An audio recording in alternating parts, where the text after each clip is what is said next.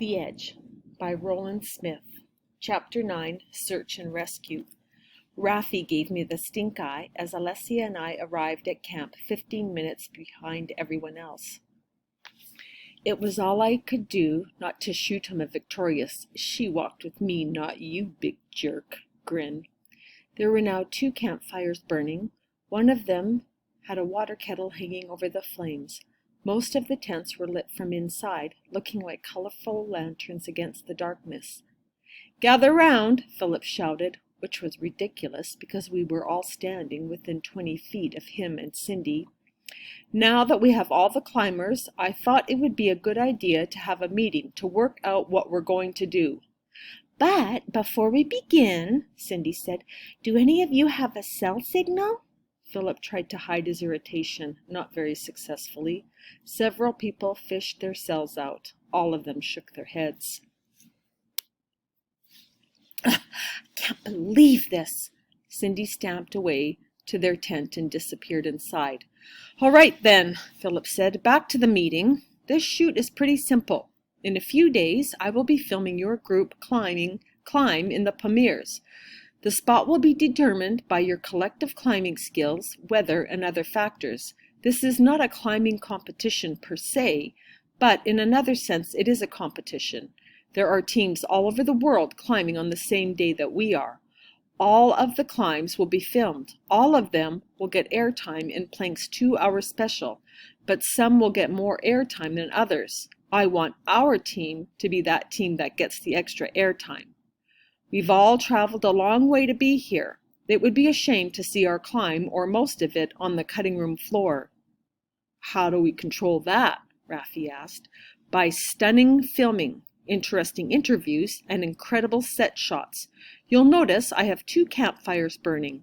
One is for cooking, the other is for interviews. Beautiful light. We'll start the interviews tonight." He looked at Alessia.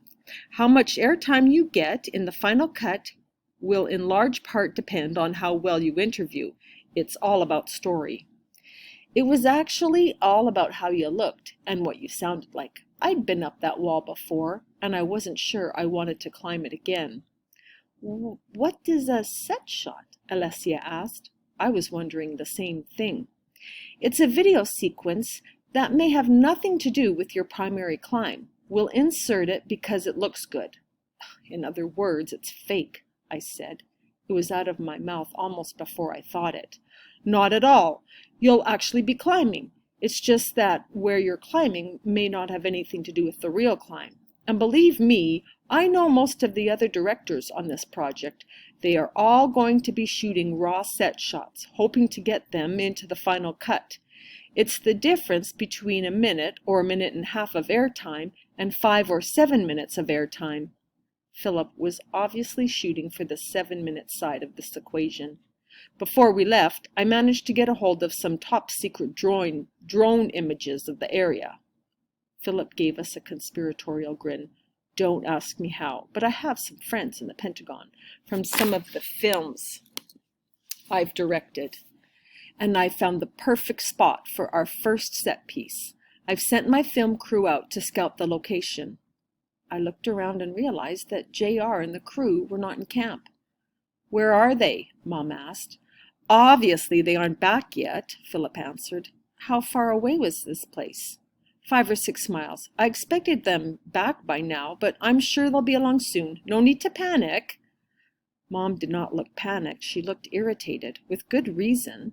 The Wakan corridor was no place to be wandering around at night. 5 or 6 miles on this terrain in the dark could be lethal. The film crew were all fit, but the only one with any substantial climbing experience was Ethan. I wasn't sure how good his navigation skills were in the dark, in a place he had never been before. "Do you have the secret drone images?" Mom asked. This was a test question. I knew my mom well. "In my tent, but I don't see how—" "Wrong answer. Get them," Mom said. Philip gave her a dazzling smile. "You are not going after them." Mom did not return the smile. Philip pointed the smile at us, ignoring her completely. "I guess I should clarify who's in charge of this expedition. That would be me," As the director, I'm calling the shots here. It's not necessarily the job I want, but I'm the most experienced and very good at it.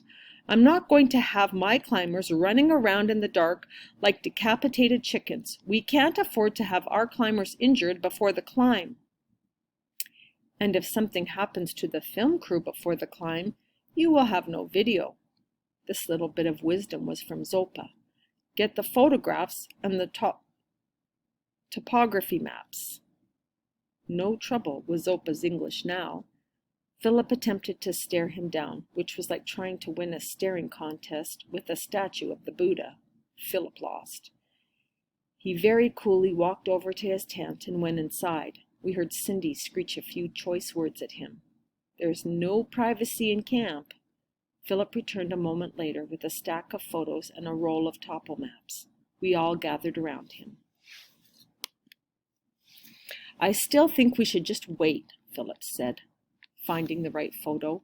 Here's the river, he pointed. Here's the camp, and here's where I sent them. Mom and Zopa stared at the grainy photo. Show me the spot on the map, Mom said. Philip impatiently unrolled the maps, found the one he was looking for, and pointed again. Right here. Point out the camp again, Mom said. Philip stabbed a manicured finger at the spot. Zopa shook his head. No, we are here. He pointed to a spot about 3 miles upriver from where Philip was pointing. I think you're mistaken. I am correct, Zopa cut him off. I have been here for several days. I will take Terry and Peek with me to find them. Whatever, Philip said, but you're wasting your time. They'll probably be back here before you get back. He looked at me. You may want to stick around. I was just going to go through my parameters for the interviews. Parameters? Yeah, you're all free to say whatever you want, but there are certain things I'm looking for. It would be unfair not to tell all of you what I need to level the playing field. I'll take my chances. I picked up my pack. I would like to go too, Alessia said. Mom shook her head. We've got this. No sense in everyone going. She looked at Philip. What I don't understand is how Planck would provide all this wonderful equipment and not think to supply us with two-way radios as a backup to cell and sat phones. Philip looked uncomfortable. It was the first time his confident demeanor had wavered even a little bit.